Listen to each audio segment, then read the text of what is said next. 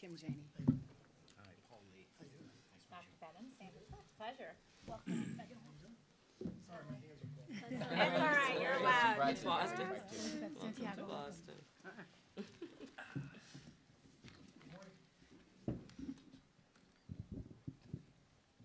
Okay, so we will go ahead and begin. Welcome, Dr. Bedden. Good morning, everyone, and welcome. This is our third public forum of the Boston School Superintendent Search. Today's forum is focused on community partners. My name is Ayele Shakur. I'll be your moderator for today's session.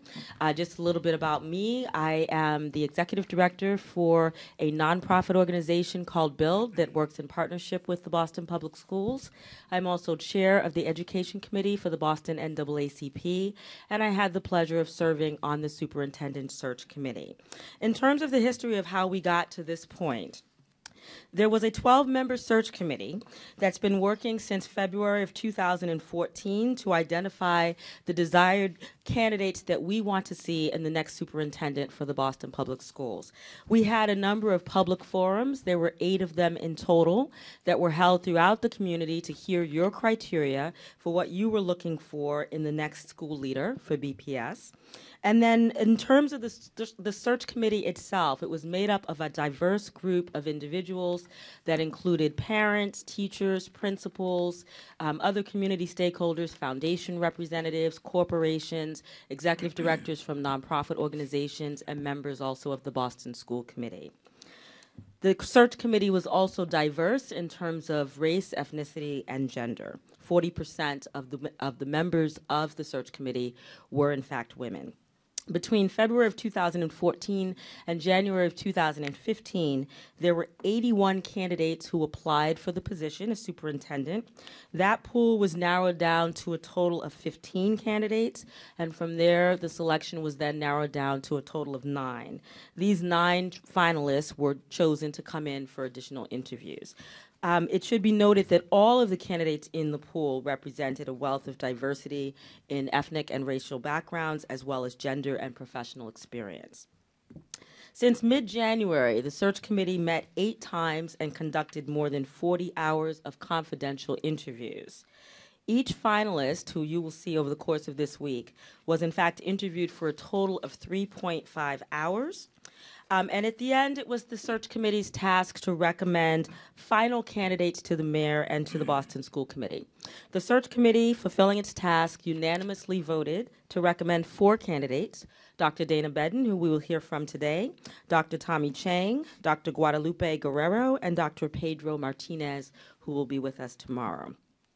All 4 candidates were presented for consideration for the role of BPS superintendent, and it is the search committee's opinion that any one of these candidates would be an excellent choice for the next leader for the Boston schools. So now we're beginning the public process. The public process is designed to give members of the public, like all of you, a chance to meet the candidates and to provide feedback on those candidates. We encourage the public to provide their feedback online. You can visit the website at bostonpublicschools.org. There is a survey online where you can provide your feedback after hearing from the candidates in our various forums during the course of this week. In terms of the schedule for the forums, each day there's the morning session from 10 to 12 with community partners. This afternoon from 1 to 3 p.m., you can go to the school committee interview, which will be taking place at Court Street. From 4 to 6 p.m. at English High, there is a forum that will be focused on BPS students and teachers. That forum will include BSAC and the Boston Teachers Union. And then from 6:30 until 8:30 this evening, also at English High, there is a forum focused on BPS parents and school leaders. That forum will include the citywide parent council and BPS principals from across the district. Again, all of these sessions are open to the public. They are also simulcast on the BPS website. So if you're not able to attend those forums in person, you're able to watch them streaming online. For today's session, we will begin with an opening statement from our candidate right after I introduce our panelists. We will then have an hour and a half of questions and answers, a combination of questions coming from the panelists directly and then also a few questions coming from our audience. We will then allow 5 minutes for a closing statement at the end of our forum, and then I'll have some closing comments and remarks about next steps. So without further ado, I'll go ahead and introduce our panelists. As I call your name, if you could just wave to the audience so everyone will know who you are, that would be great. So we have Kim Janey, who's the Senior Project Director for Mass Advocates for Children. Mike Took, who is Chair for Boston Leaders for Education. Alexandra Oliver Davila, who is the Executive Director for Sociedad Latina. Filling in for Amy Lloyd, we have Elizabeth Santiago, who is with Pathways to Prosperity Network, Jobs for the Future, also known as JFF. We have Sandra Lopez Burke, who is Vice President and Executive Director for City Year. Megan Wolf, who is with Quality Education for Every Student, also known as Quest. And Paul Lee, who is a partner at Goodwin Procter, also a board member at the Boston Foundation. And Paul, tell us again your organization, which I'm going to write down this time. I'm board president for the Asian Community Development Corporation in Chinatown. Wonderful. Thank you, Paul. Okay, our panelists have prepared a vast array of topics, of questions covering various topics. So we will cover equity and the achievement gap, parent and community engagement, testing and the Common Core, charter schools, autonomous schools, diversity in hiring, college and career, vocational ed, 21st century skills, social and emotional learning, management style, and leadership. And so if you have additional questions that fall into those categories or other categories, again, feel free to write those down on index cards. And Liz Sullivan and Tiffany, can you raise your hands? These two wonderful women will be available to collect your index cards, and they will bring them to me during our forum. So without further ado, let me go ahead and introduce our candidate. We are very pleased to have with us today Dr. Dana Bedden. Thank you so much for coming, Dr. Bedden. Welcome to Boston. I will read your bio, and then I'll let you give your opening remarks. So Dr. Bedden is the superintendent of Richmond Public Schools in Virginia, where he oversees an economically and socially diverse school district serving 24,000 students. While in Richmond, he has established a multi-year academic improvement plan, a facilities modernization plan, and implemented a systems thinking approach and performance metrics to guide improvements within the school district. Dr. Bedden previously served as superintendent for the Irving Independent School District in Texas, where he implemented a multi-year strategic plan which involved improving internal and external communications. He has developed a balanced scorecard to support organizational improvement. I will let Dr. Bedden tell us a little more about himself. Again, welcome to Boston, Dr. Bedden. You may begin your opening statement. Thank you. Currently, as indicated, I'm the superintendent of Richmond Public Schools. I think that it's a great opportunity, wonderful city. Boston represents a wonderful opportunity and a great city. I see Boston as a leader in urban education. Education-wise, I have a doctorate from Virginia Tech, my master's from Penn State, my undergrad from the University of Florida, additional training at Superintendent's Leadership Institute at Harvard, and then also school business leadership courses at Wilkes University. I've served as a director of athletics for 2 districts in Pennsylvania. I've also had the opportunity to be a middle school teacher. And I would probably say the most significant thing that I can claim in life is a father and a husband. I am one student is a junior in college at University of North Carolina, Chapel Hill. My son just had last year my special needs daughter graduate from high school, and then I currently have a 4th grader, 9-year-old, who is probably we're trying to figure her out still right now, but what we often refer to as mini-me right now. Additionally, I have a number of universities where I've served as an adjunct faculty member, most recently spending most of my time teaching school law courses, and also serving as an adjunct member at University of Texas at Austin, helping with their superintendent's preparation program. Most recent, serving on the strategic committee, developing the new urban superintendent's program, which is going to be a collaborative between the American Association of School Administrators and Howard University, which will proudly be rolled out and announced later this week at the national conference. Previously, I've served on a variety of boards. Every district I've been as a superintendent, I've been a member of the Chamber of Commerce on their boards. I've been a member of both the Citywide Chamber, Hispanic Chamber, One of my proudest opportunities was being recognized by our Hispanic Chamber for the Diversity Award. I've served on a number of organizations that are in the private and public sector as a part of being connected to community and organizations that are serving our children in our school district. Thank you very much, Dr. Bedden. We'll begin with the topic of equity and the achievement gap. Kim, I will begin with you. Good morning. Again, my name is Kim Janey. I'm with Mass Advocates for Children. We do a lot of work with partners in the district, including working with senior level officials in the district and the superintendent around issues like the achievement gap and several others. Boston has had many gains over the years. And we're very proud of that and the progress that we're making. However, there are many students who are still falling through the cracks. And we know from a recent report last fall that the gap in Boston, the racial achievement gap in Boston, has widened for many students. This report found that for math and ELA, proficiency rates for Black males are the lowest for any race or ethnic or gender group, and that proficiency rates for ELA have declined for both students with disabilities and English language learners, and ELA is our English language arts testing.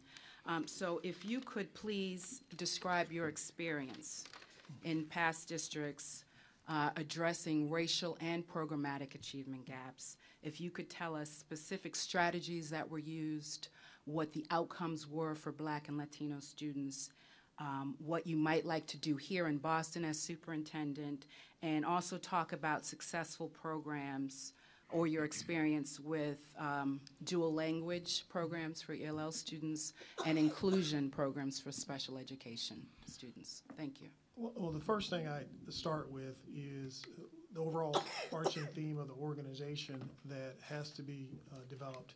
One of the things I've noticed in your recent report by the Council of Great City Schools is that while there's a vision and mission and goals established for the district, they found that it was not readily known or articulated clearly throughout the ranks.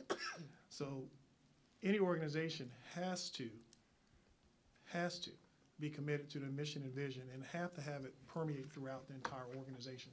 So I just start there because no matter what you put on paper, all the things you talk about, if you don't create a living, breathing document, that's going to create delays or challenges with effectively meeting that mission, vision, and goals that are established.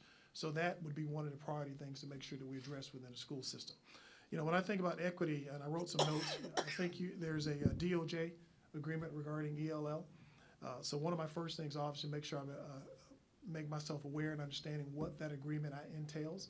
Recently, we signed an officer civil rights agreement with Richmond and the Office of Civil Rights to address issues with our English language learners and our Latino population within Richmond. In fact, we willingly went into that agreement as a proactive mechanism to addressing the challenges that we're facing with improving our school system and serving the population.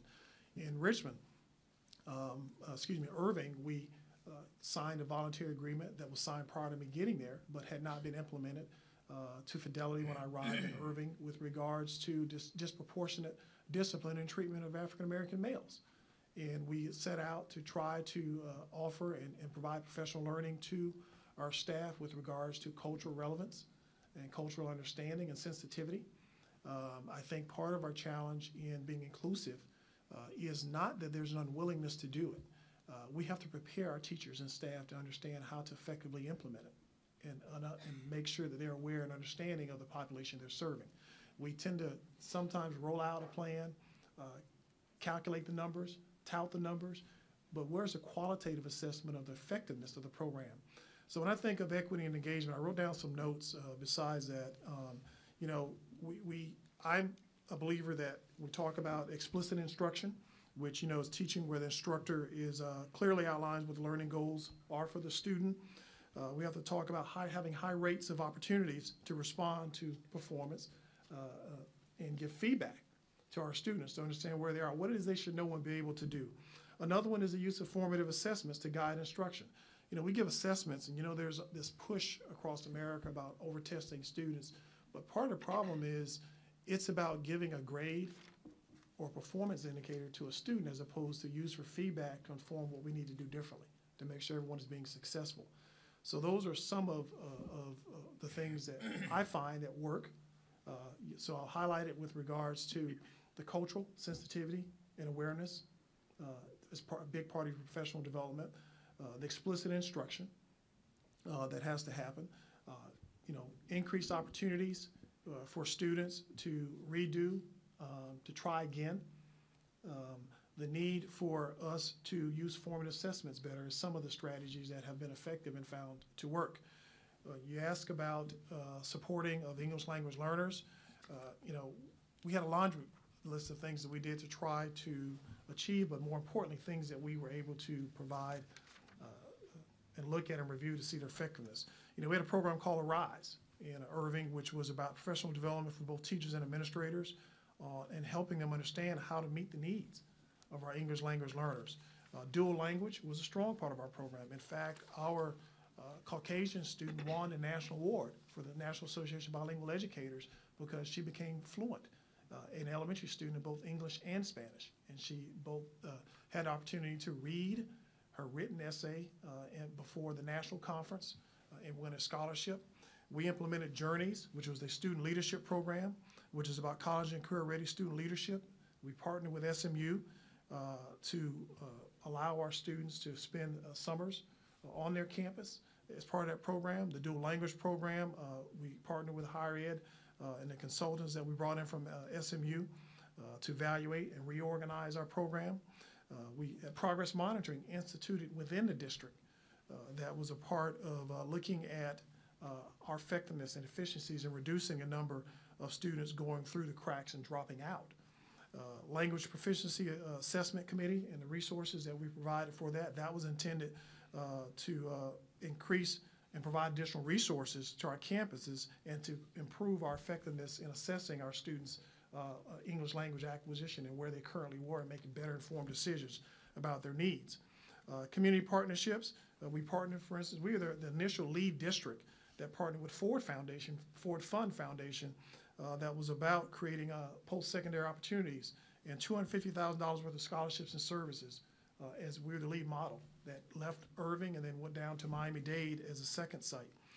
The work that we did on after-school and summer programs, the additional materials and library books that we put in place. So it was a really, comprehensive, there's no silver bullet answer to the challenge that we face, so we had to be considerate. Here in Massachusetts, you use structured English immersion, but there seems to be a mechanism for also being able to implement bilingual education that's written into your law that may not being used effectively as an option. We have a follow-up question. Just if you could just speak a little more to your experience with students with disabilities. So I've heard a lot on the English language learners, but if you could talk about your work with special education. As a parent of a special education student, I've lived it as a parent, so that's the first thing. I am an advocate for the least restrictive environment. I go all the way back to my days in Fairfax. One of the things that jumped out that we had to work on was we had too many standalone centers. And so we were isolating our students. So one of the significant movements with inclusion was where there had to be standalone centers for the severely disabled students that need services, we started building buildings where they were connected still to the main school.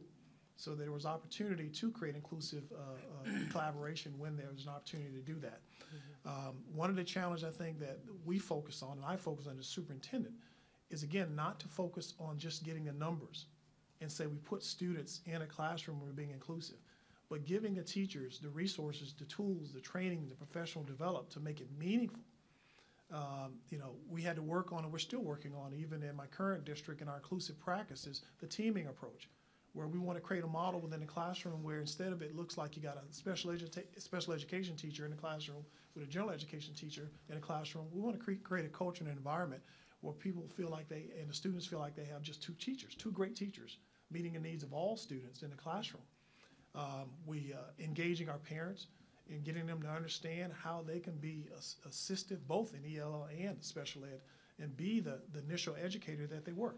Remember, when a child is in the womb, they're already starting to learn.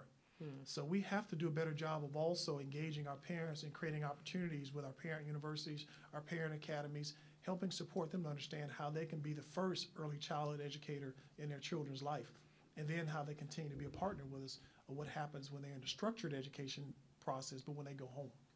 Thank you very much. Dr. Bedden, this next question comes from the audience, and it's from someone who did some advanced homework. So it says, on the achievement gap and ELL performance, analysis of state data seems to indicate that the performance of ELL students at the state standard in Irving, this is referring back to your Irving experience, that the performance of ELL students at the state standard in Irving decreased while you were there from 2010 to 2013. That the achievement gap compared to all students in the district and state increased, and the dropout rate of ELL students increased. What was happening? Why? What should we understand about your ability to reduce the achievement gap from this data? And what have you learned from that experience in Irving? Without knowing which year they're referring to, but Texas went through they rolled out a new state assessment system and also a new accountability system.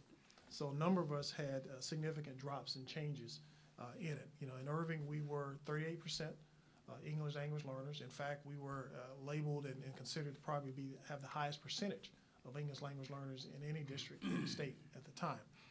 So they're referring to that. That was probably the reset button where we had to go back and reevaluate what we're doing and go through the process of what we call implementation dip. That we needed to look at, again, these things, we go back and review and readjust and have informed decisions and collaboration regarding what do we need to do differently with our program. Great. So, Thank you. without knowing which year they're referring to, I'm assuming that may It have was been 2010 to 2013, I believe Right. they said in the Wow. data. So that time period. Thank you. Next, let's go to parent and community engagement. And so, Megan, we'll start with your question there. Good morning. Good morning. Megan Wolf from Quality Education for Every Student, which is a grassroots parent organization in Boston that focuses on quality and equity in our schools. So I'm pleased to be here. Many of Boston's schools have strong communities of parents, students, teachers, and principals that work collaboratively to strengthen their school communities. Others are just building these communities. So I'm curious how you would work to empower and sustain the successful schools and collaborations, and how you would hold other schools to high standards of engagement and success, and particularly how do you engage parents in schools where traditionally they haven't been engaged? Well, one of the things, again, the district as a whole has to establish from the get-go their vision of what we expect for parental engagement. So that has to be laid out clearly. So that becomes the baseline expectation of what we want our schools to strive for. And every school is going to be at a different point in that process. You know, in Irving, we had some schools that had very active parent associations that were engaged, and others that were almost non-existent that happened. So we also had to start building capacity. So we set out to set a standard for what does it look like. So the first thing was that every school had to have some type of parent association. So we didn't get into it had to be PTA, home and school. We wanted to start with an open book to say, what is parent engagement going to look like for you? What is your association going to look like in your school? To be a little bit flexible about what it would take to engage your parents in that school. But then we also outlined what we call a standard of performance with regards to establishing parent space within the building. So every school was required to have a parent resource center in their school. Anyone that had facility issues, we had to create and be more flexible with online resources, partnering with the closest neighboring school or rec center to create those spaces. So the first year, we got 100% of our schools at parent resource centers. The next year, our plan was, what about the quality of implementation of what happens within that space? So we went about establishing a standard of performance and rubrics to assess the quality of that space and how it was used. We created an Office of Family and Community Engagement, which you have here. They did not have in Irving when I got there. I created that office. That office task was then to go around and assess the quality of those schools, resource centers that were happening. Based on a review, either by their normal drop-in visits or principal requesting and saying, I'm ready for my review. They went out, the director of that department did an assessment, gave initial feedback, identify the person as prepared for the superintendent's visit, for me to make my own personal site visit, or here are the things that you should work on to get up to the standard that we would like to see prior to the superintendent coming to visit. That visit was then for me to come in and give them what we would call a plaque that said the seal of excellence for a parent resource center. With it was a celebration and acknowledgement of the parents and administration in that school, excuse me, and then we gave them seed money to grow it. So once you got so we set aside budgetary resources to allocate money for them to continue to grow and develop the program based on meeting those baseline expectations and then being able to articulate, here's what we're trying to do, here's where we're trying to go. So you actually would get at minimum $500 seed money off of that visit after I visited. Because generally, I would not be invited to visit other than my normal drop-in when I visit schools if they really weren't ready. We wanted to create an opportunity for success and support. So the site visit and clearing for the superintendent's visit went into that first visit with the director and then my visit. Let's go to Kim. Oh, do you have a follow-up on that, Megan? It is, and maybe Go ahead. Kim was going to ask the same thing, which I know she asked yesterday, but about parent involvement in sort of higher level policy development and implementation. I'm curious about that. Yeah. And I guess one of the things that we look at is the culture and climate that, from a policy standpoint, and I would say procedure. The school committee is the one that's going to develop the policy. The superintendent's role is to develop administrative regulations or procedures. I think you'll call them circulars, maybe here, that happens. So is that what you're getting into? Like, what is our... I'll let Kim clarify. Yeah, so to clarify, so school committee, yes, makes policy. Here in Boston, though, we've have a number of parents and community leaders and students who are very active and play an active role in having a voice in those policies. So we're wondering what role you see parents and students playing in helping to shape the policy. And then I would just add, when there are difficult decisions to be made, what is your process for making those decisions and who's involved? Okay, thank you. You know, one of the things that I pride myself in is what I call leadership by listening. So first of all, we create strategic mechanisms for parental engagement. One of the things in Irving, for example, we got up to the point in the district, it was only 35,000 students, that we had annual surveys that were sent out for our parent and our community. When I left, that had grown to 10,000 responses annually. What was more important, I think, that we were proud of is that we got feedback at saying you actually are taking this information and using it to inform your decisions as you plan for the next school year. So that's one, from a broader district perspective. Every district I've been in, and you already have some of those already here because you have the Student Advisory Council. I've created Student Advisory Councils that directly meet with the superintendent.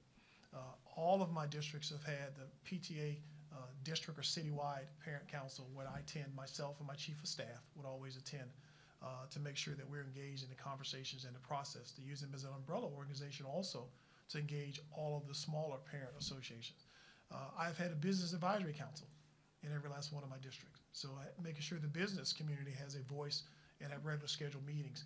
That was intended to also have a conversation about what are their concerns and interests, but also for us to have a focused dialogue about what are the needs of the district and the supports that we would like from them to help us to be successful. They played a voice in shaping the career and technical education program. They played a voice in workforce development skills and what does that look like to employ our students. So a variety of mechanisms. The principal, monthly meetings that I have where I go to myself, and I actually do professional development directly with my principals myself also. The teachers have their advisory council where I'm removing a layer of all the central office. All of those people are expected to attend, but they sit in the back of the room. So we have major initiatives. We try to plan those out strategically so that they are a part of that conversation. Sandra, would you like to continue with this conversation here? I would, thank you. So Sandra Burke, I am Executive Director of City Year, so nonprofit nationally, but I'm very focused on the Boston site here, engaging in 21 schools in the Boston public school system.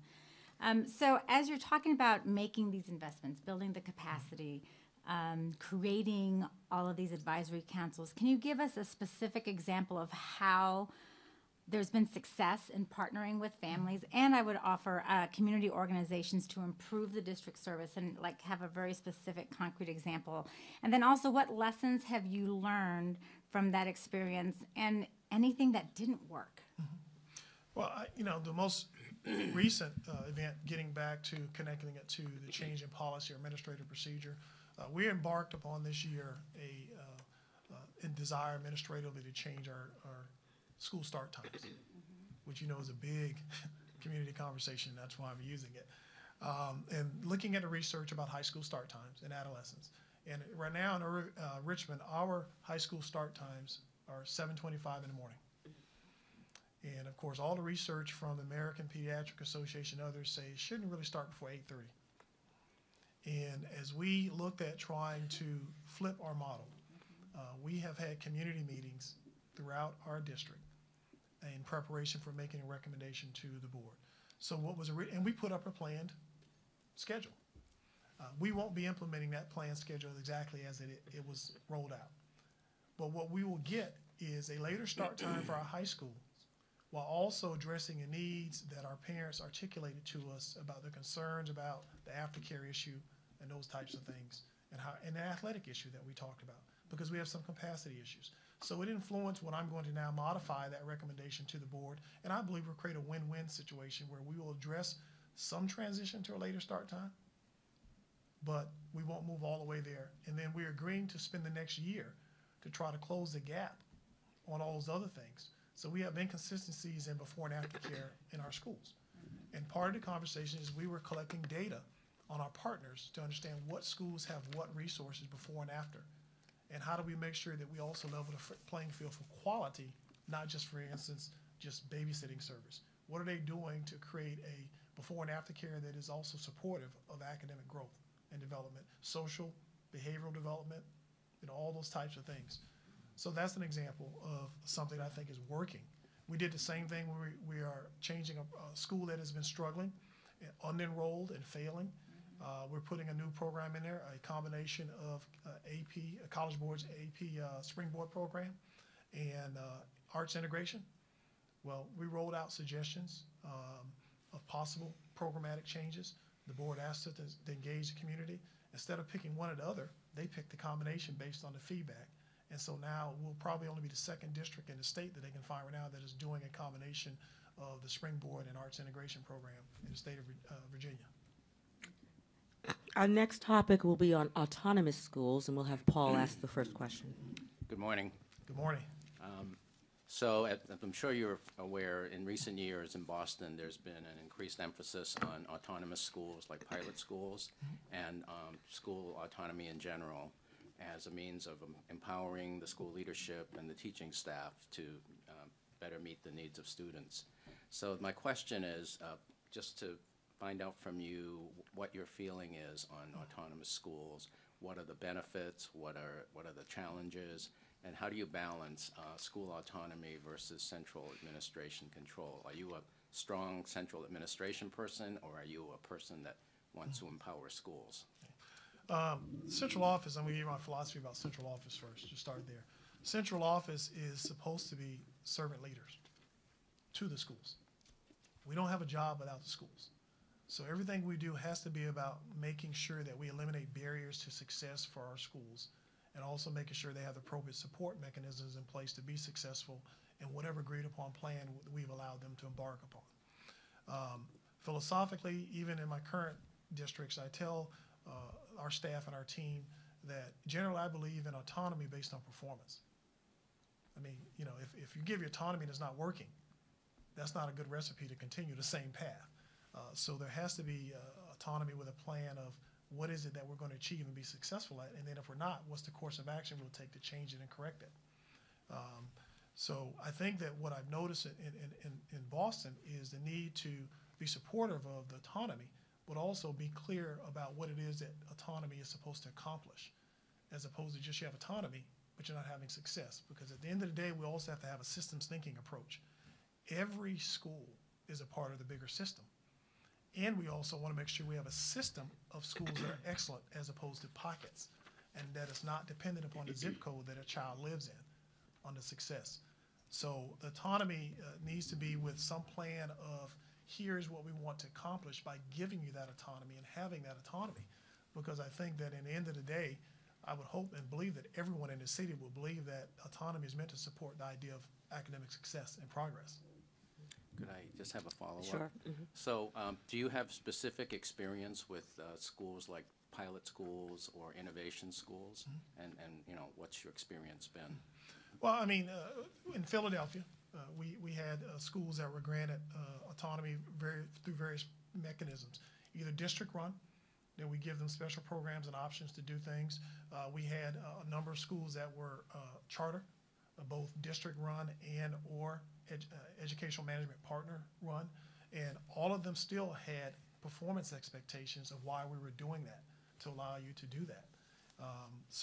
Again, in every case, the goal is we're doing this to create an opportunity for academic and social behavioral success for our students. Let's go next to the topic of charter schools. Megan? Thank you. Well, offering choices for a portion of Boston students, charter schools also pose challenges for district schools, especially regarding budget, shifting student populations. And just a few data points. In Boston, our Chapter 70 funding coming from the state, in 1999 provided as much as 30% of the BPS budget. At this point, it provides only about 11%. In addition, 42% of that Chapter 70 funding serves the 7,000 charter school students, 13%, while the remaining 58% goes to serve the rest of the 57,000. So I'm curious, as superintendent, what you believe your role should be regarding charter schools, particularly supporting the sustainability of the public district schools. Well, philosophically, I'm going to go back to the evolution of charter school development. Having worked in D.C. and Philly, which in many cases was looked at ground zero for our charter school growth and development, the charter schools were initially talked about in an idea of them creating innovative and different ways of creating student success. That has not been the case consistently across the board, so that's the first challenge. So if a charter school is doing that and creating academic success for our students, then we need to be supportive of it. If it is not, then we should not be just staying the course just because there's a law or regulation that allows for a charter school. There has to be a level playing field for accountability. What I've found in my time is that the friction that exists between charter and public schools, traditional public schools, is a fight for the same dollar and the inequity of accountability. And at the same time, I recognize that there are charter schools that are outstanding and we can learn from and partner with. I think you have a compact or something here. And so I think, and I haven't seen it, but the premise of that should be that we are working collaboratively to create the best opportunity for our families and our students to be successful. But because there are such limited dollars and resources, I think we also have to have that balanced accountability approach that if you're not being successful, then we don't keep funding a charter because we're splitting $1 into 50 cents for both. The other challenge that we have to look at is economies of scale, to be honest, because in Boston right now you have more seats than you have students. So how does that charter school come about? Is it using existing space? Is it opening another building? Are we adding another inventory which is going to add to the overhead costs? Those types of things are part of the conversation, I believe. But I also know that there are outstanding traditional schools that we need to find mechanisms to duplicate. And one of the things we did when I was in Pennsylvania, there was an explosion of cyber charters at the time that I was there. Well, they were independent of our school district, but we opened our own cyber charter. We took the concept and ideas they had and did it because on the cost factor, we could do it cheaper. And we didn't have the cost. So I wanted to save taxpayers money and then beat them at providing quality. So I learned from them, but also created another option within the district. That's a great segue to Paul's question. Go ahead. Yeah, so just picking up on that, so do you see charter schools as competitors to district schools? Or, I think you talked a little bit about collaboration. Can you give some specific examples of where you've seen collaboration or where you've done collaboration and what the benefits are? Well, I don't see them as competitors. I guess I wanted to highlight the fact that the setup and the model has created the competitive friction spirit. That's what I see more of in my tenure in this as a superintendent. that our structure has created the friction and the competitiveness and or the lack of accountability for what the intent of a charter was supposed to be. Again, you know, in Philadelphia, my job as a regional superintendent was, and I had more of them than any other region, kind of like your networks. My job was to provide support services. They came in and focused on the academic. So that collaboration was that I had to make sure that they had the food service, they had the maintenance and custodial staff in place, the busing and those types of things, when the district agreed to let them focus on the academic portion because it was a new innovative model. They wanted to see if it resulted in improved academic achievement. In Richmond County, we use a chart as a restart model for school intervention. We ran it ourselves, but used the state language to open a non-traditional approach and a different model for our parents that we could not get as a traditional public school. So we took that model and used it to our advantage to have an extended day and other things that we could do under charter language that we weren't allowed to do. And that's some of the things that kind of create the friction too, the more latitude and freedom that some of the public schools, what you're doing with your autonomy, are saying, well, if we're allowed to do that, we could probably do a better job because one shoe doesn't fit all. Right. I don't, did I? Yes. Yeah. That's good. Thank you. Okay, we have an audience question, so I'll go here. It says 2 months ago, after cafeteria fights involving 12 students at Armstrong High in Richmond, you added 4 police officers and 3 security officers to the building, bringing the total number of security personnel in the building to 13. That number is far higher than any BPS school has seen. We all want students to be safe, but with an arrest doubling the odds a student will drop out, what are you doing to disrupt the school-to-prison pipeline? That was a stopgap measure to get us through the holidays because we needed to get through the rest of the school with the culture and climate that had erupted in that school. So they're not there permanently. Additionally, we spent a good deal of time looking at the core problem in collaboration with our Family and Community Engagement Office, some of our social services partner, and our police department. And it really got to the conversation of there's a core facet beyond the large student body that we need to address. So there are some things that I'm not privy to discuss that we did outside of that incident to address those issues that made us come back in a better place than what we were when we were leaving to get to the core problem. It was also in response to parents with the calls to my office that parents who are saying, I am concerned about my daughter who can't go to school and their safety. So we needed to show a commitment to our parents and our families that their children were going to be safe while we work on getting this under control. With regards to the culture and climate, one of the things that's been done in a lot of places, but the challenge is fidelity of implementation, is to try to effectively implement the positive behavior intervention systems in our schools. So we're working to try to build capacity to do that, but do it with fidelity of implementation. You know, we are, you know, there's the issue of teacher professional development to improve their student engagement, to try to support them. So we have an additional time for our teachers for professional development now built into their day. This school is one that's conditionally accredited. In fact, we got a conditional accreditation from the state by the presentation of the things that we were doing to make improvements in the school, and the state granted it because the school has shown significant gains. So our state is moving away from an all or none, which is what Virginia is. You either hit the mark or you don't, and if you don't, you're considered failing, and you move through a system. But they're realizing that's not a good measure. In fact, when we recruit principals to come in and take underperforming schools, if they're held to all or none and not having a chance to have progress over time, it makes it very hard to get the talent to come in. So right now, they're recognizing and creating mechanisms and actually looking at change legislation that will support the idea of growth and progress that will happen. So, you know, we are looking at the restructuring of the school. I'll give you an example. That school has a poorly designed cafeteria.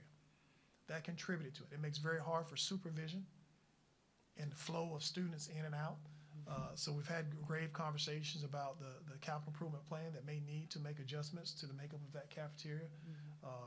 So it's a combination of things we're looking at because there is no one silver bullet. What created the right situation for this event to happen? I'm going to continue along that same line. This is a question we had from yesterday, but I think it's appropriate given this context. It says, what is your philosophy of school discipline? You've talked a little bit about that. I'm going to ask you to go a little deeper. What disciplinary practices did you implement in prior positions? So maybe if you can say more about that positive behavior intervention system. And then it says, given the discipline-related changes to Massachusetts law and federal policy, what does it mean to you to use exclusion as a last resort? Well, in general, I would tell you that one of the conversations that we have with our staff and our faculty and principals is that discipline should be about behavior modification, not just punishment. So that's the first overarching, again, a vision and a philosophy that you have to convey to your leadership in your buildings. And by the way, I often and consistently share with our leadership team that principals will make or break me as a superintendent. The leadership in the building is a key because they have to have the right person there to support the teachers, but they also the right person to select the right teachers in the building. We know that teachers are the most significant impact first person in a school to student success, but right behind that, the research talks about the principal. And then some go back and forth with which came first, the egg or the chicken, because the principal selects the teacher. So philosophically, that's the first thing. We also talk about the issue of progressive discipline. And our goal is to try to hold students accountable for behavior that also in a way that does not negatively impact their access to academic performance in classrooms. Because if they're out of school and there's no plan for acquiring that missed information, you not only created a problem with regards to the student being successful in school, but you're also ultimately creating a problem for the school with their attendance data as well as their performance data on the state assessment. So you also have to build a behavioral system that is driven by how do we make sure that we have accountability that also supports still academic progress within the building. You know, the PBIS system is about also clearly articulating and teaching students expectations in a variety of environments. Here are the expectations in the classroom of how we function. Here are the expectations in the cafeteria, how we function. Here are the expectations in the library. But what I found to be the biggest challenge is getting fidelity of implementation and consistency across all staff within the building. Because if I go to your classroom and you are doing what we agreed upon about being in class on time, but then the student comes to my classroom and I'm kind of willy-nilly and just whatever, then students are students. It's just like being at home with parents. They're going to go to the parent that probably has the least amount of expectation so they can do what they want. So we have to change that mindset and create consistency of expectations throughout the building. And we know that it's a team approach. It is not just the principal. It's all of us. Now, from our principals, I expect effective communication about what it was that we did to address the problem. We want to try to address it in the classroom first so a teacher does not give up their authority within the classroom. But when it comes to a point where they have to be sent to the principal, one of the things that we're trying to close the gap on in Richmond is our principal doing a better job of communicating to the teachers what they did to address the problem. Now, they may not agree with it, but the teacher should know what was done. And that becomes a sore spot often with teachers that they think, well, nothing was done. The student just showed back up. What was, addressed, whether it be that there was a parent conference, whether it be that they got in school. I think we have to try to find more non-out-of-school ways to meet the needs of our students, but still holding them accountable. Some things as simple as they can't be a part of the social fabric and environment, but we create another place where you're still going to be educated as part of the consequence, but then you work your way back into. Thank you. All right. Can I just follow do a up quick there? follow-up Okay. to that? I'm gonna need to So move just on. as I was going through your information, you had talked about developing a system-wide protocol for school community partnerships with metrics. So can you, just going a little bit deeper on that, so what exactly would you, because teachers can't be all things to all students, so how do you then partner with those community partners, whether they're in school or after school, as you said, as representing community partners here, what are those protocols that you set up and the metrics you put against those? We're in the process of setting those up, to be clear. And one of the things that jumped out at me in driving to Richmond was that we have a boatload of partners. I mean, we got a lot. Some schools have 40 and 50. One of the challenges we're saying, well, what exactly are they doing? What are they accomplishing?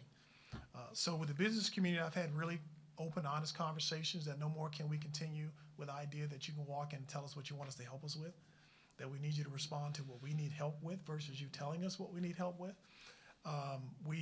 Every partnership we're working on having a memorandum of understanding, so it can't be just a handshake. So we understand clearly what it is that what we're going to do as a school district, what you're going to do, and then that back part of that page is what are the metrics we're going to evaluate the partnership on to say that it's being successful.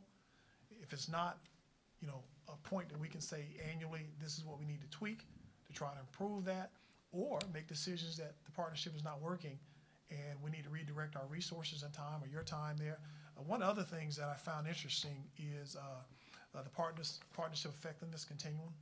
So I'm looking at this as a guide that talks about how to establish effective partnerships, and it talks about the assessment piece of the partnerships. Partnerships should go through an annual review and assessment. They just shouldn't continue just because they've been there. So that's the culture we're trying to create. And stay in our lanes. Getting the partnerships that do the things that we don't do well, and for them to do what they do well. So if you are a hamburger business, then we're going to let you make the hamburgers and not try to do the chicken. Okay, let's go next to the topic of college and career. And Elizabeth, I'll let you get started with your first question. Great. Good morning. Again, my name is Elizabeth Santiago, and I'm with Jobs for the Future. We work with mostly underrepresented students in creating career and college pathways for them. And so what I would like to know is many districts rely on AP courses to give students a leg up in college. And JFF promotes early college high school designs because they provide free college tuition for students through dual enrollment agreements. And early college designs are now taking root in Boston in partnership with community colleges through an integrated and aligned 9 through 14 pathway, similar or what we're working on now with Charlestown High School, for example. That's one example of that. Would you tell us what you think about this strategy and your experience with working with local and regional post-secondary institutions? We currently, in my district that I have now, have dual enrollment. The previous one, we have dual enrollment, and we try to use that as a vehicle to give access. But I'll start with the college and career readiness. One of the things that I try to convey as a superintendent is that we really do have to have true college and career readiness. What I mean by that is a strong career and technical education program, okay, that is not watered down to an old model when we used to call it voc ed, and it was a place where you sent a kid we didn't think could go to college. It is about creating career and technical pathways also that a student can go directly into the workforce or use that as a parlay to go into college also. So overarching theme on the career side. On the college side, I believe that we have to have a bucket of opportunities for our students, whether it be AP, dual enrollment, and I'm also a fan of what I call 2x2x2 models, meaning that, and I think that a lot of districts in some states have underutilized their community college opportunities as a pathway.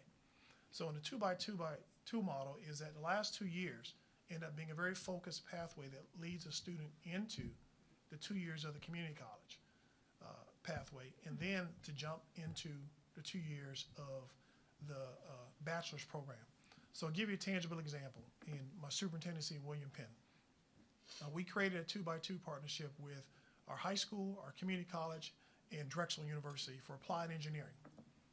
And the student would take the beginning 2 years. Now, Drexel's University's, let me back up, program was running about $75,000, $75,000 they calculated to get a bachelor's degree in applied engineering.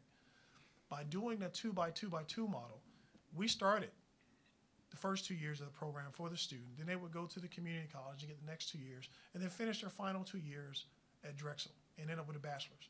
That bachelor's degree that Drexel calculated for us now had a cost of only $35,000 for the student. The other thing that is very successful about the 2x2x2 model is that we're finding that students do a better job of seeing the light at the end of the tunnel in 2-year chunks rather than a 4 or 5 year degree program or these very long programs. They can get on and off.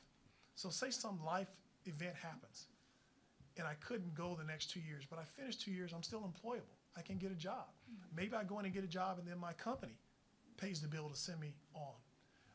In Richmond right now, we have a strong collaborative now with J. Sargent Reynolds that also does the dual enrollment, where our students can go to them, but they also go through a process in validating our instructors who can teach at the campus, and they get credit for it at J. Sarge Reynolds. And in some cases, they send the professor to our campus also. But the next piece of that is there's a matriculation agreement, and Florida has done a good job with it, where if you go to the community college and you perform at a level that they've outlined, you get automatic admissions into the four-year institution. And so what we're doing at J. Sarge Reynolds now is they've signed that same type of agreement with VCU. So if you complete the two-year program there, you just roll right into, and what that has done is that has also closed the economic gap for many of our students. The college access piece is removing the barriers. In Irving, you'll notice that we went from 39% of our students taking SAT to 85% of our juniors. The reason being is we had to say, why are our students not making themselves available to take the SAT? Well, because we were asking them to come back on Saturday, to get a ride, to do all the things that economic and social impact that they couldn't overcome. So we went to school day SAT, and we pay for every last one of the tests, and we do it during the school day. So now we've removed a barrier. We pay for all of our AP classes, exams for our students, and all of our students will take it. If you take an AP class, you will take the exam, and we will pay for it. So we try to focus on removing barriers to opportunity for our students. You mentioned career and technical education. So, Mike, you had a question on that. Do you want to jump in? I think the other two Okay, people you'll on go. either side are more knowledgeable. Okay, great. So, Elizabeth, do you want to go with question 12, and we'll talk about disconnected youth? Sure. Okay. So, as superintendent, how will you ensure that young people who recently left high school without a diploma have access to reconnection and bridge programming to help them complete a high school credential and enter a post-secondary program? So not just earn that credential, but actually move on into a pathway of some sort, a program that leads to credentials and value in the labor market. Well, we look at what it is and what the reason is they have not been successful, did not get the diploma. So we start there, because we again have to make an informed decision about what it is that we can do and what is our capacity as a district. So I'm taking your question as they dropped out maybe, or they didn't graduate. Right. So I'm focusing on that. If it's not, please tell me. Yeah. So example, our fifth year, what would have been, we classify as a fifth-year senior, and if it's like just a state assessment, our high schools are expected to build capacity and programs so that we still continue to work with them to meet the state assessment requirement to be successful. So we actually focus on also engaging those students, and our principals and our counselors, having them come back for opportunities to actually get work done just to meet that hurdle. We've partnered with our community college to also address the needs of those students who have coursework or coursework in a combination of the assessment because of our capacity limitations within our schools. So we're also using our partners to work alongside us to engage. We're currently in the process with an RFP of partnering with an outside company that part of their mandate and the metric for success is their ability to engage students who have dropped out and bring them back. But we're putting them in a shortened performance-based program. In other words, one of our reasons that students drop out also is they're bored to death with the seat time model.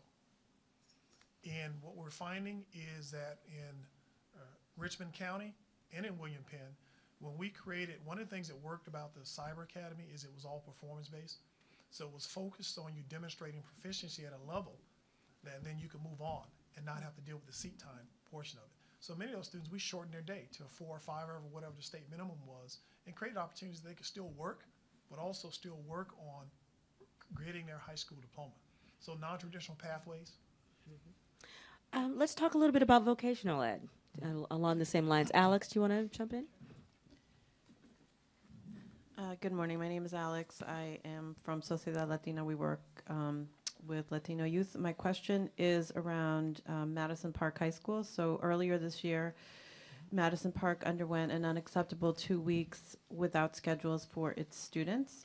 Under-enrollment is an issue as students and parents lose interest in a school that has seemed to be ignored and also consistently underfunded by Boston Public Schools for too long. Can you talk about, if you were to become the superintendent, what steps you think need to be taken to have a world-class vocational high school in Boston? Well, I will say that, first of all, I think you've taken a first step. I think they partnered with the community college that has a new president in place. So that's the first step in the right direction, is making that connection. One of the things that I've tried to go after in our partnership with regards to community and technical education is, first, if it's not parlaying itself or leading to a certification, then it's really not a conversation that I'm open to unless it's going to prepare the student for a later part to take that certification. So it needs to lead to something that they can say that I accomplished. You know, whether it be the work readiness certification that they have nationally that a student can show with their skill development, whether it leads to you're going to get actually industry certification, there has to be some accomplishment expectation at the end of the program design. We, in our revamping of our career and technical education program in Irving, had a significant jump because we did what we call a rebranding of our program. And we set about engaging the community, the school community, and the surrounding community. And the task of each principal was this: as a school district, we're not going to dictate to you what programs you should do, but I'm asking you to engage your community and come back with me with some recommendations of programs that we actually could sustain and implement. But also you got buy-in from the community because we're going to need their help to support it. So for example, one of our schools ended up adopting aviation and biomedical science. We did that in collaboration with Dallas-Fort Worth International Airport. Dallas-Fort Worth International Airport and the partners there put flight simulators in our schools. We couldn't afford to do that. You know, our construction management program, which actually was not very sexy to a lot of students, because until we made it clear about the market value and the money that they could make, which got their attention. So we had to rebrand and engage the students when they saw, you mean I can make $60,000 in less than a year out of school? Yeah, you can. But that was in partnership with the community college. So we had to build capacity with hands-on opportunities and resources that would engage those students and make it meaningful rather than just a sit-and-get program. But we also had to have a real courageous conversation in the district about career and technical education programs are more expensive. So I would probably say, without having looked at it, what is the weighted student formula allocation assigned to that program that probably needs to be tweaked to give a heavier weight to that, like some of the other programs, so that they can sustain it. But they also has to have a very strong, if the district has a strong foundation, one of its tenets has to be a focused opportunity to engage the community in investing. You know, I often tell our business community when they say to me, we have a shortage of workforce, I say, no, you don't. You've got to change your model. Your workforce is in our schools. I need you to move from waiting till they graduate to taking your equipment and resources and putting it in our high school. In Richmond County, we were in conversation with Mercedes-Benz. They came in and looked at our auto mechanic program and said, we need more luxury car auto mechanics. They were going to invest in retooling our auto mechanic shop to prepare students to actually service high-end vehicles, but they were going to put the equipment inside our school. That's how we change the dynamics and also make it affordable. Even if they take their, their recent generation, and when they upgrade, give us the old generation, so they're still creating a pipeline of students who can walk right out and be familiar with their equipment. Our next topic will be testing in the Common Core. So, Paul? Yeah. You talked a little bit earlier about your thoughts about testing and formative assessment, but I'd like to just kind of drill down a little bit more, particularly in light of the current debate on Common Core and testing. Just want to get a better feel from you as to how you think about testing. And I'd like you to sort of focus on two aspects. One is there too much testing? You know, how much testing have the school systems you've been involved in done? And how do you deal with the issue of teaching to the test? Second issue is the general issue of how accurately or how well do you think test scores measure student achievement, student readiness for career or college, and how well do you think it measures quality of the school, quality of teachers? Are there other measures that you like to use too? That was a long list. So I'm going to start with the general overall answer to your question about, yes, we test too much. We do. So now, does that mean we shouldn't test? Well, I like to say that we need to get out of testing and really focus on assessing. And there is a difference. And that's what's been lost in this process. Virginia's in the process, and one of the advocates, and I just had a meeting with the governor yesterday before flying here, and they pulled back on it. Texas is starting to pull back. We were just like off the chain with testing. And I had to testify before legislators about the testing issue and told them that we're testing too much. We need to have, I think, go back to critical points to measure progress so that there's an accountability to the public. I get that. But for instance, when we're doing testing every year, every grade, like we were doing, and it was too much. And we need to get to assessing to inform what we do, whether it be we inform what's happening with state expectations of school districts, we inform teacher practices in the classroom. That should be the goal, and it should be that we also use that to look at how well we're doing and not just about how well the student is doing in it. So, you know, I think of, obviously, your Massachusetts supports Common Core. I think the real challenge is the concern with PARC and whether or not we're going to be ready technologically to support it and implement it. I think that we need to do more with our teachers with regards to professional development to help them be successful with Common Core and the implementation is some of the things that will be high on my list to focus on. You know, we have to strike a balance in this process, and because there's local level assessments, and they're a piece of the puzzle. The problem is now we made them the puzzle. We make schools' grades pass or fail just on a single test. But, you know, what about the students who are, again, showing progress? I'm an advocate for measuring progress also, because you get students who come in, and are we considering and giving teachers credit for growth in a student? The school culture and climate is a big part of what needs to be a report card for the school. You know, the students, if they're high school, the graduation of the students, and then also post-secondary success for the students, whether it's, you know, going to a job, going to the military, or going into college. We need to have a better comprehensive profile that we look at that measures the quality of a school, not just what happened on a day and time that could actually be a student who wasn't feeling well. You know, we had a case in Texas where we had a student, one student, became the difference between the school's successful meeting state standards and not.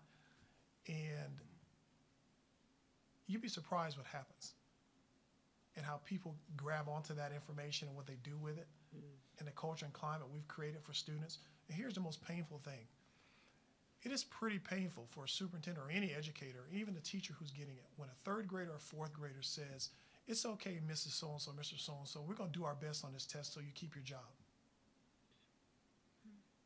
There's no student that should feel that burden in our school, and no teacher should think their entire job is driven by tests.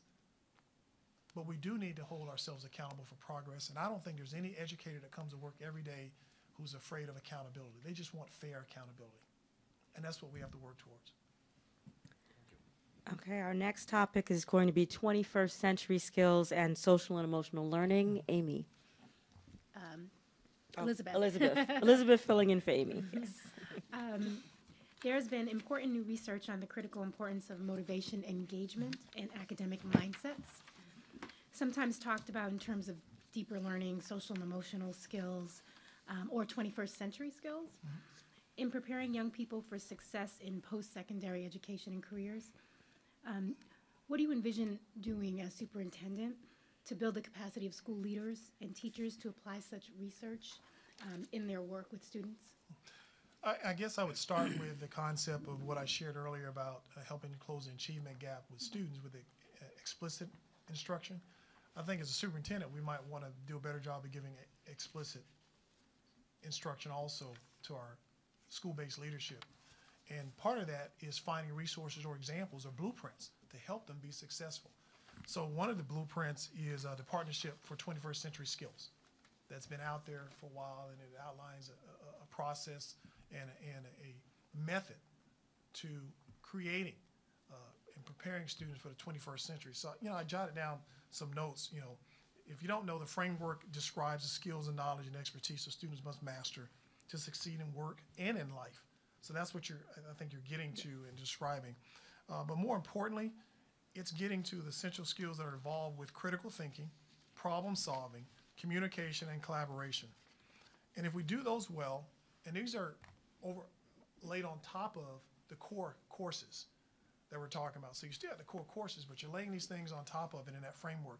But it also is about financial literacy, global awareness, health literacy is part of it, and civic literacy. So it is, that well-rounded approach. And so I would probably say that I would talk about having a close look at that and see if that framework is something that gives us a good blueprint, that also gives our schools a guide to what it is we're asking them to do.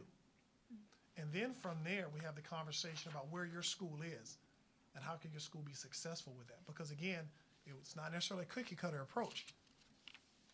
Every school may have to take a different pathway to develop that or do it a little bit different, but we need to be clear about the end goal. And this may give the end goal and what that looks like and how we measure. Then, of course, creating that picture of a graduate that BPS has outlined. If you look at that picture statement, it's not just about academics. This could help make that a realization. Let's talk next about diversity in hiring practices. Kim? Sure. So earlier you talked about the importance of school leaders, of principals, and that they select the teachers and what kind of impact that can have on students. And I share that. I think the most important job a principal can have is really building a strong educational team of talented teachers. I'm hoping that you can speak to your experience recruiting and hiring and developing a talented team. So one, speak from a superintendent level in terms of your executive team, but also speak to the hiring of principals and teachers in the district.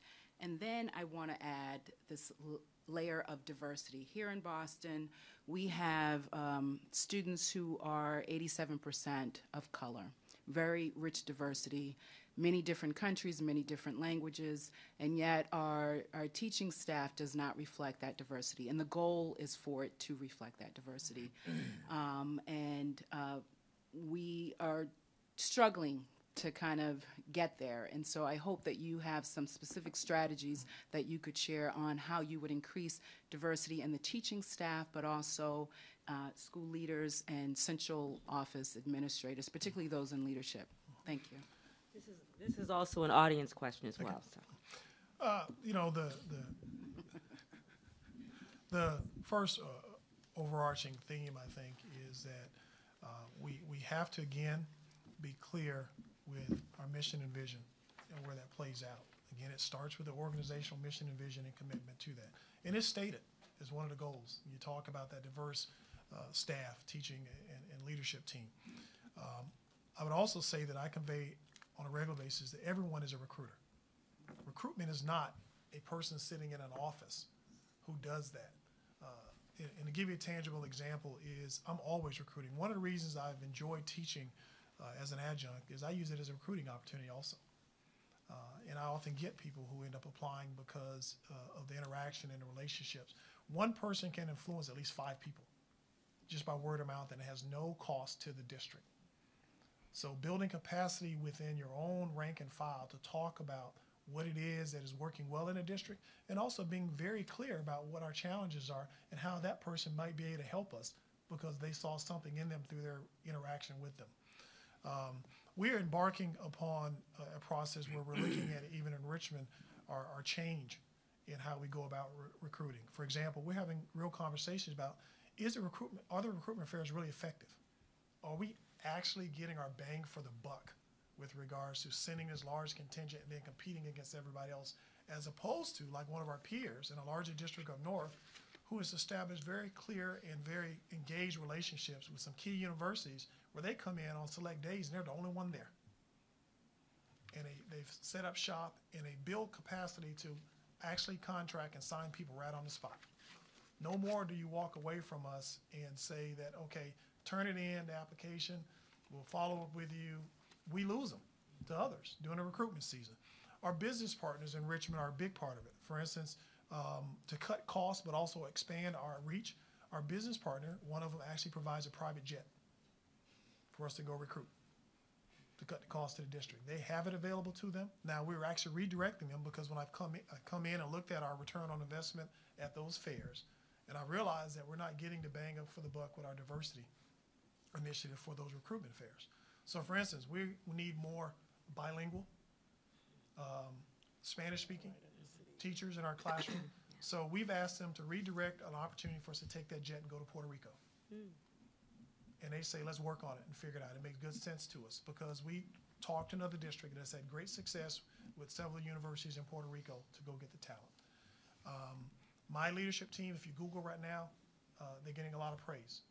They're as far south as Miami, Florida. My chief of staff, while she's African American, she's bilingual. You know, my chief of staff in Irving was the first senior level cabinet member to be Hispanic that we put in that office. But they're a wide variety of African American, Caucasian, male, female, if you look at the team. So the superintendent has to model what they expect in a leadership capacity. We have to look at sometimes incentives. As we, in Irving, when we wanted more bilingual staff, we actually had a stipend that went onto the salary for bilingual staff to get them to make us the more attractive draw. We look at our salaries. You know, one of the things is that our board had an agreement that we would always stay within the top tier of salaries within our region. So we always stay within number 1, number 2, or number 3. You know, Boston pays well for teachers, so put this statement in relative comparison. But our beginning teacher pay when I left Irving was $50,000 compared to most districts that are low 40s. You know, we wanted to attract talent and nothing else look at us. We had to change our communication expectations and priorities of how we put our package together. One of the things we did in Richmond County was people had higher salaries than us in some cases, but we actually developed a software program that we contracted to get, and it showed them the total benefit package and the end result of the biggest bang for the buck and why you should come to us. The culture and climate that exists, so you become a district of choice. So people talk about, you know, what is it like being a BPS teacher or BPS principal? But I'm probably most proud of the fact that I had a challenge given to me when I went to Irving by the NAACP to increase the number of minority principals. And one of the things I would tell you, I said to them, we will absolutely create a more diverse leadership team at the building, but we will still hire the best because we will not hire based just on the color of your skin. But we have to change, and so we went about focusing on where we went and recruited and what our mechanism was, what our mechanisms were, and what were our barriers to successfully signing those people. Last year, we took the cuffs off of our human resources department and allowed them to sign people right on the spot at their recruitment fairs because we were losing candidates, and we had to move up the recruitment schedule to lock people in. Follow-up? Yeah, just a quick follow-up. So I thank you. I appreciate your answer. Could you just speak to whether or not you have any experience in developing kind of grow your own programs? Because one of the challenges that we have, and I'm sure you have, is that the ed schools don't necessarily reflect the diversity that we're seeking. Absolutely. And one of the things that we have done in both Irving, Richmond City, and Richmond County is, and I think I may have read somewhere that started here, we started creating our own leadership academies. But we had 2 tiers of leadership academy. We had to try to develop one that was about teacher leaders, so even while they were in the building, how do you build leadership capacity within those department chairs or people who desire to go on to be APs? But then those people were sitting APs who also wanted to go on to be principals. And what we tried to do is take the best of the overarching themes for successful leaders. So several years ago, it was ISLIC standards that we used to guide it. But then you take those and personalize them to the needs of your own district. So in each place, we've done that to develop our own talent. We've never said it guarantees you the job because we also make it competitive in the process. The other thing that we did in both my districts is that they were very centralized in their selection process for principals. We decentralized it with a panel process with a recommendation coming to me as a superintendent. So for example, our panels at our school base had parent representation, teacher representation on them, and if it was, you know, appropriate age level, it could have a student representative on there. And then central office, in this case would be the network person. So they all participated, and then they sent names to the superintendent, rank order, but the agreement was that you are comfortable with either one of these 3, kind of like what you did with the superintendents here. And I may or may not accept any of them because I also have to factor in, here's the other piece, not only are they good for that school, but would they be good for the district? And that's how you maintain your talent within. And one of the challenges I noticed is you, at one point, I don't know if it still exists, had a disproportionate evaluation process for your teachers of color. So we have to work on that and make sure that the lens of accountability is normed between all your principals and how they assess teacher performance. Next, we're going to talk about management style. Dr. Bedden, there will be a second section on leadership style, so if you can just focus on management. And Mike, you can go ahead with your question. Dr. Bedden, again, I'm Mike Tooth, Boston Leaders for Education. We're a business group, so a lot of the questions you've been asked so far are somewhat above my On the mic. pay grade. Use your mic. Your mic. Oh, I'm sorry. There you go. Is it on now? Yes. Good. So many of the questions that you've heard before are above my pay grade, but I'm going to focus on management issues. I'm mindful of the fact that while the leader of Boston is the education leader of the school, this is also a billion-dollar enterprise. And so the kinds of questions I want to ask, and you sort of pick the ones that you're interested in, really focus on your management style and your experience.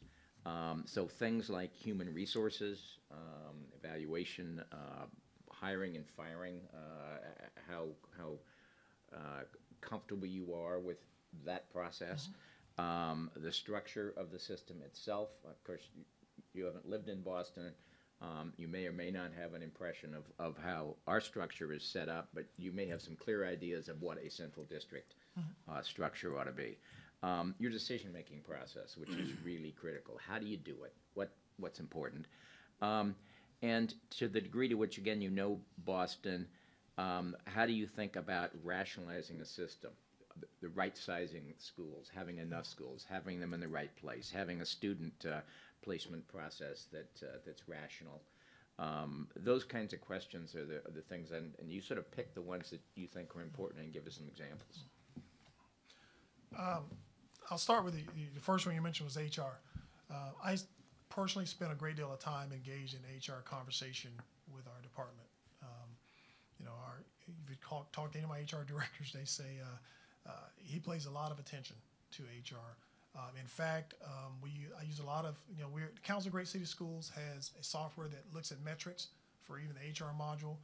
We also purchased and are part of the first districts in Virginia to use a forecast analytics software that not only looks at the academic portion, but it shows me data in comparison to other districts in our state with regards to the cost per person, the benefits costs, all those types of things that I use to give me feedback and give a lens to frame my conversations with our HR staff.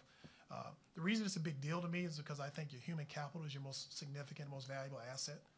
And by the way, it's also your most expensive. Typically, it's 80 to 85% of your costs.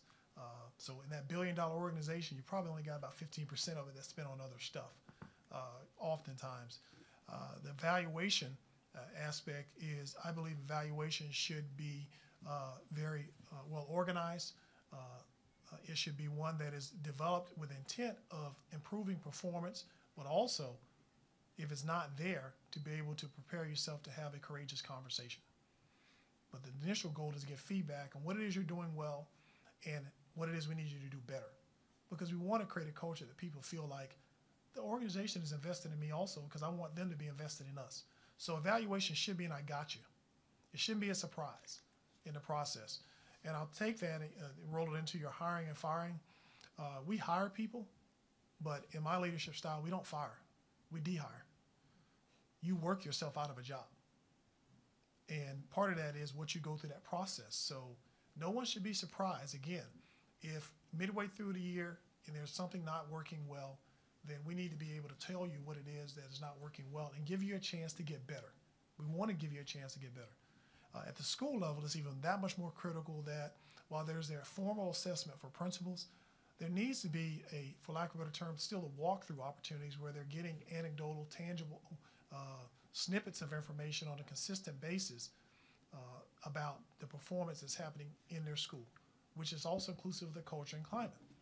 As a superintendent, in one of my districts, I started the year out with being very clear that I'm going to visit every school. I'm going to give you the date that I'm going to visit. Do not put on a dog and pony show for me. Just do what you're going to do. But I knew they were nervous. So I wanted the first interaction to be a positive one. After that first visit, they were all told that I would just show up. The only thing they knew is that in my calendar, Wednesdays was always his school visit day, but they never knew which school. And it's not an I got you, it's I want to see all the good things you're doing.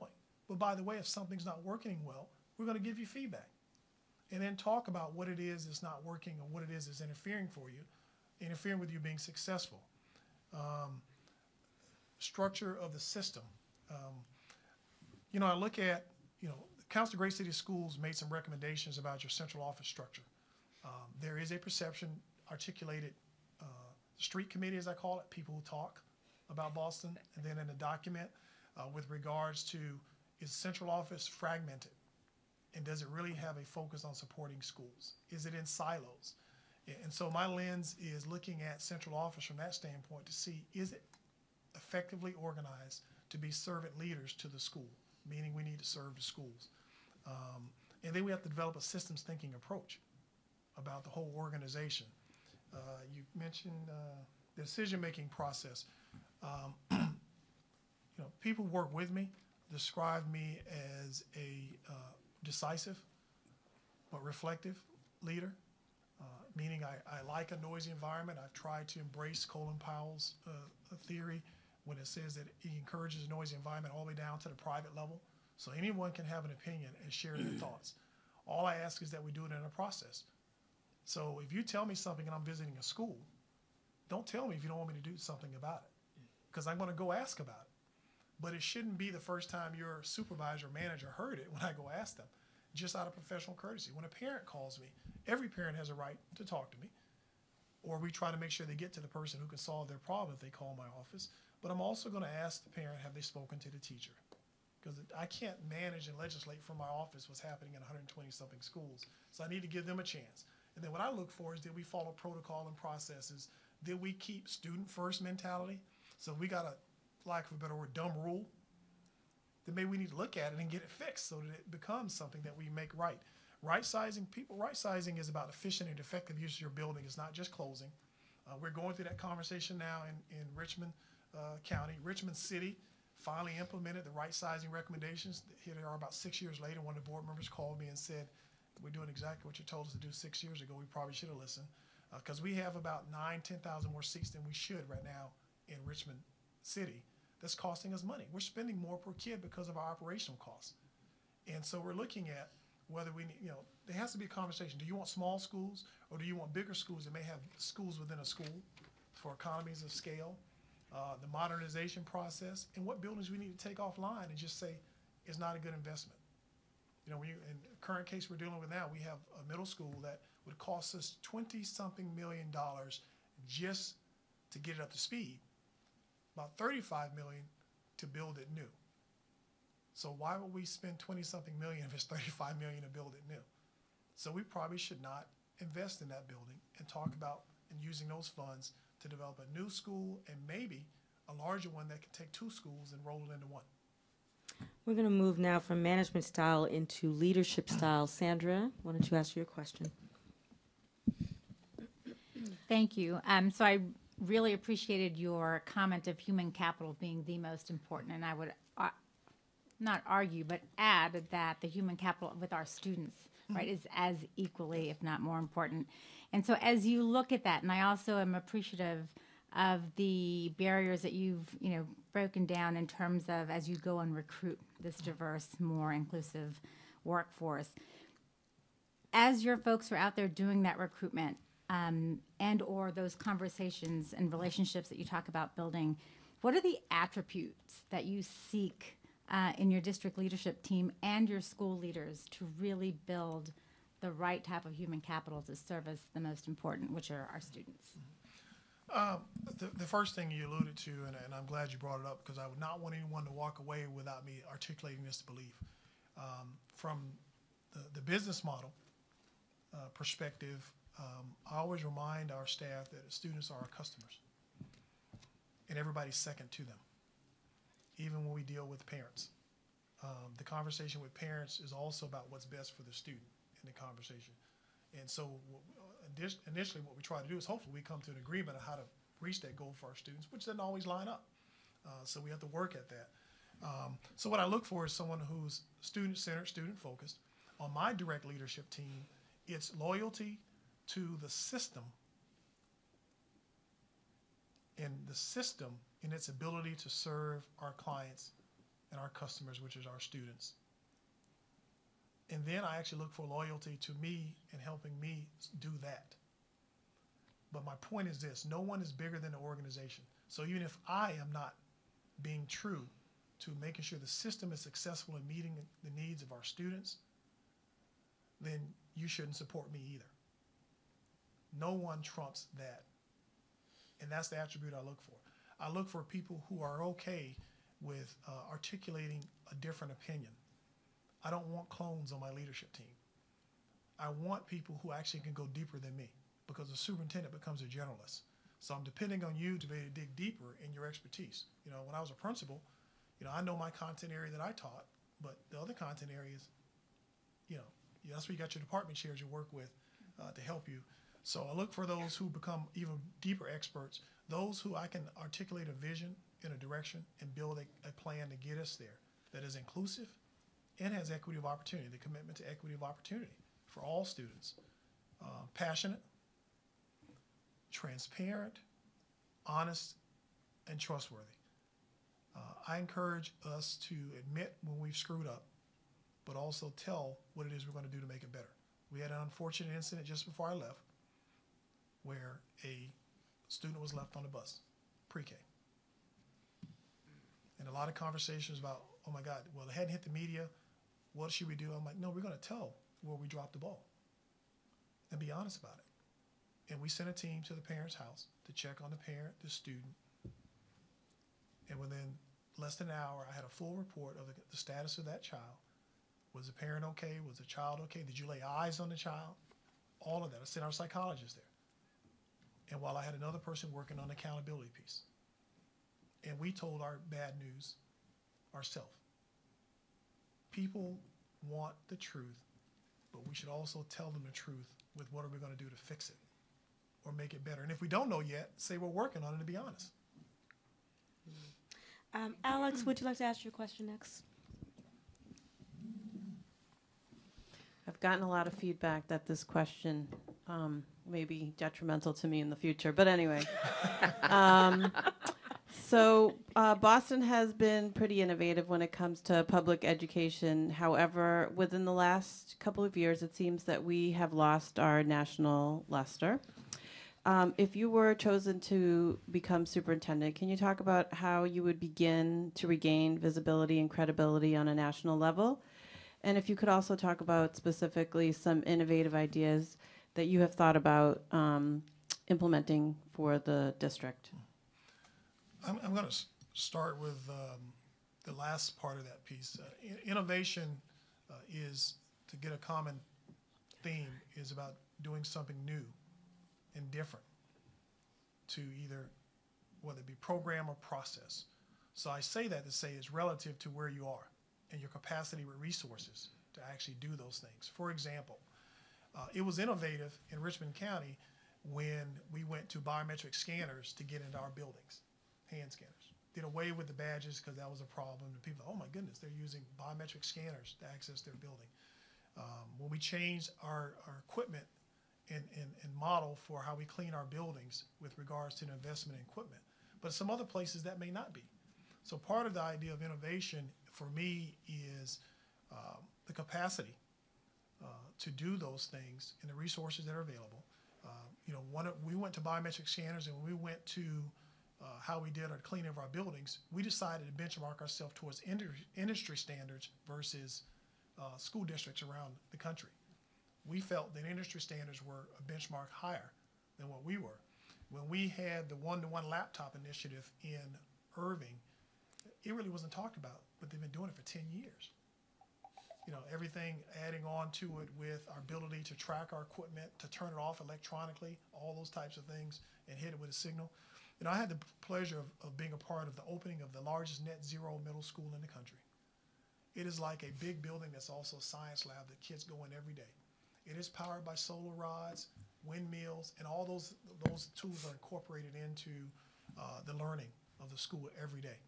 We took the energy systems and all that stuff and made it transparent so students could walk in and see it and record data and all those types of things. So to many people, our cafeteria was all recycled equipment to make it, and pulpers and all that type of thing. So people thought that was innovative. But they said it's the largest net zero middle school in the country. There are other net zero middle schools, but it was the envy and is the envy of Texas right now. They won an award. But that was the will and the capacity to do those things. You know, I serve on research committees, so we look at what's coming down the pipe just for that very nature to see how we can implement those types of things in the districts that I'm working with.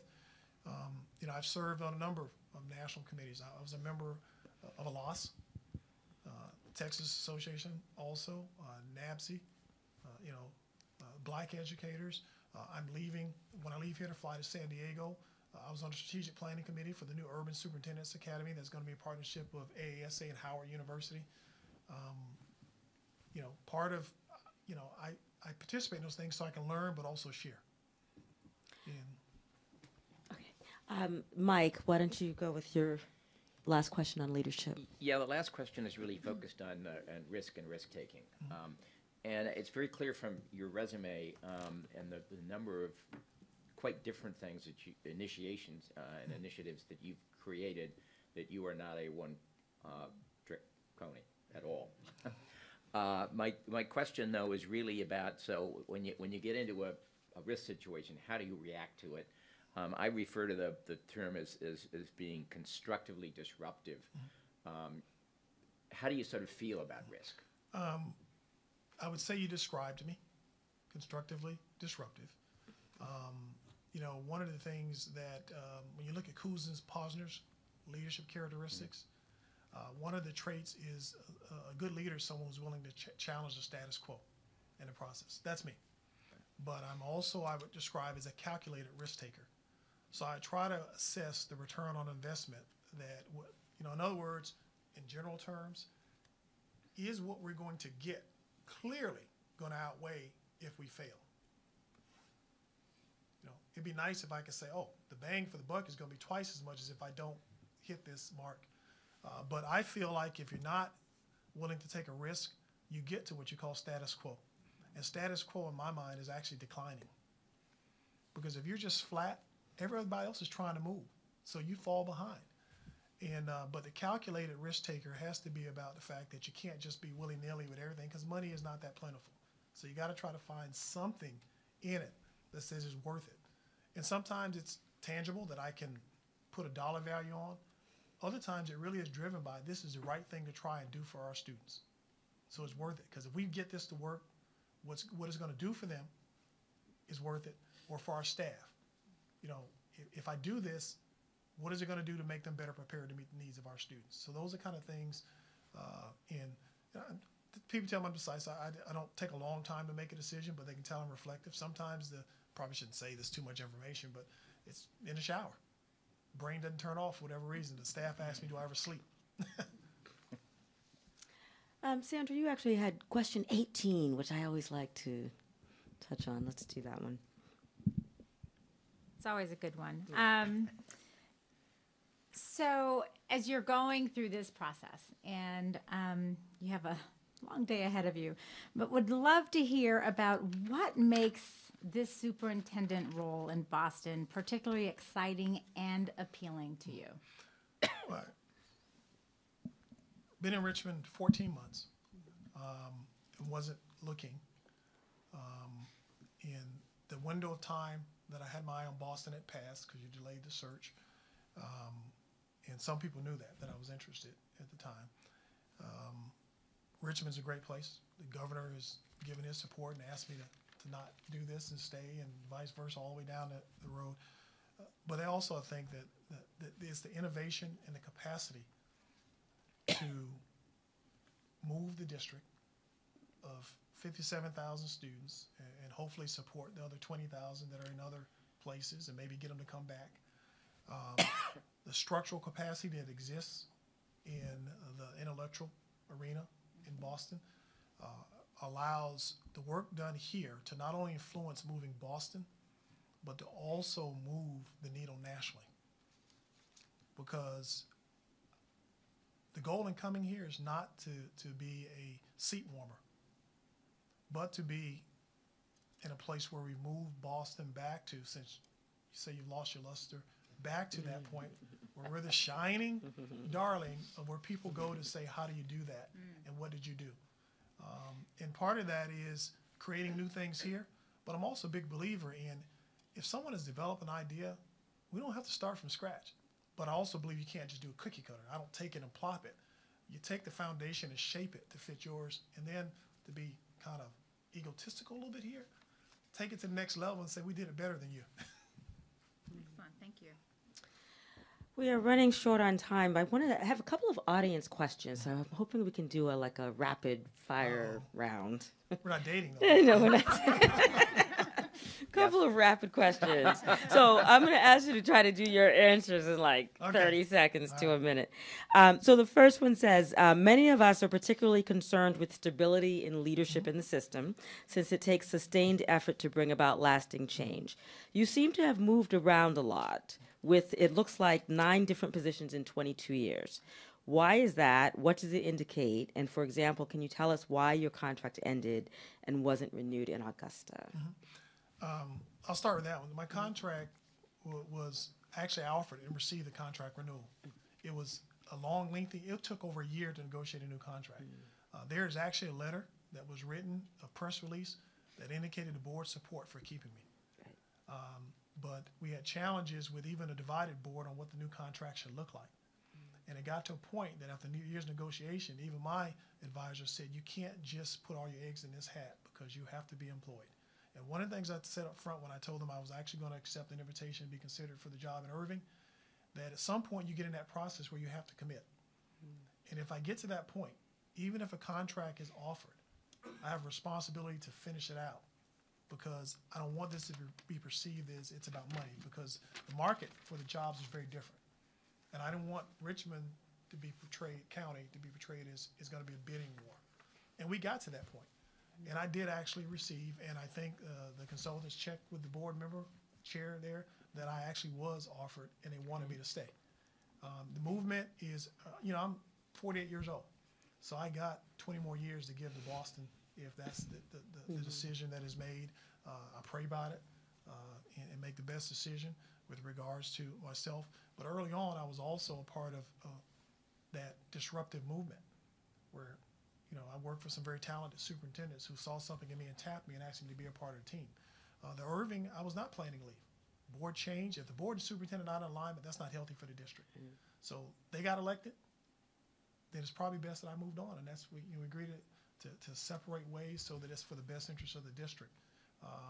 But I need stability myself, and if the opportunity comes to be here, Boston is tier 1. Right. Another question on extended learning time. How do you involve the community partners? So looking at after-school programs, how do you make them part of extended learning time, and what are your thoughts on extended learning time? I think that we've tried to working on building models, for instance, in Richmond City, where our partners are coming in and able to provide opportunity for our students to be at school as late as 7 p.m. at night. Because we know that there's challenges that exist in given our poverty level in our city with the opportunities that exist for our students. For instance, we have a major effort by our large businesses to raise $1 million per middle school to actually provide what they call Middle School Renaissance 2020, where every middle school has extended learning time that is inclusive of academic support, social behavioral enrichment, but also feeding, all those types of things to extend the day. We have that effort with one of our community organizations going on right now where they work with extended learning time with one of our schools. Now we're just working on an agreement where they will expand and try to provide some support to an entire cluster of schools in the east end of our city. Advocate for it. That is a way to build capacity beyond the resources of the school system, and we're all in this together. Schools can't do it alone. Thank you. So we will now give you time to give us a closing statement. I just want to say this is a wonderful opportunity and look forward to being considered to serve as a superintendent in Boston. One of the things I tried to think about is if I was selected and came in, what would be some of the goals that would be a focus? And, the kind of idea of an entry plan. And goal number one would be about cultivating a strong collaborative relationship with the mayor's office, the school committee, that develops processes and expectations for a strong and effective team. Goal number two focuses on acquiring knowledge and understanding BPS. And idea is to become familiar with the people, programs, and partnerships that represent the diverse voices and constituents within the school district as quickly and as fully as possible. Goal number three would be engaged in critical issues analysis.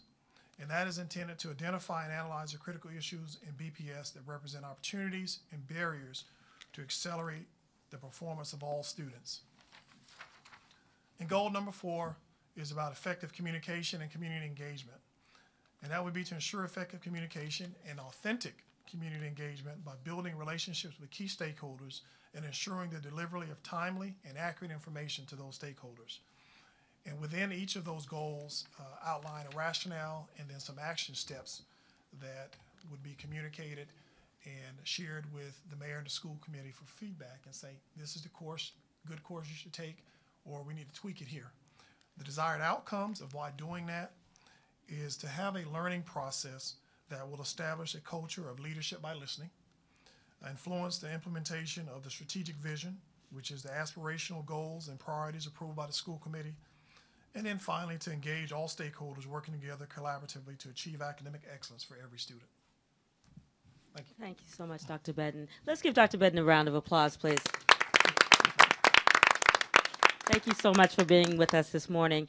We will have a few moments at the end if you wanted to meet any of the folks in the audience. In terms of closing remarks, we do ask that our audience participants will go online to the website at bostonpublicschools.org and please give us your feedback on the candidates, on Dr. Bedden and the other candidates that you'll have a chance to meet over the course of this week. We also will have the open forums. So again, this afternoon, there was a forum from 1 to 3 p.m. at the school committee meeting. You can watch the school committee interview.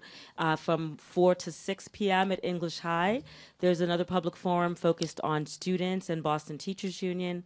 And then from 6:30 until 8:30 p.m., also at English High, focused on parents as well as school leaders. So we do invite you to come again, stay with us all day, and continue to learn more and hear more from Dr. Bedden as well as the other candidates. And the school committee will be making their final decision on Tuesday at the school committee meeting. Okay, thank you all so much for coming out. Have a wonderful day.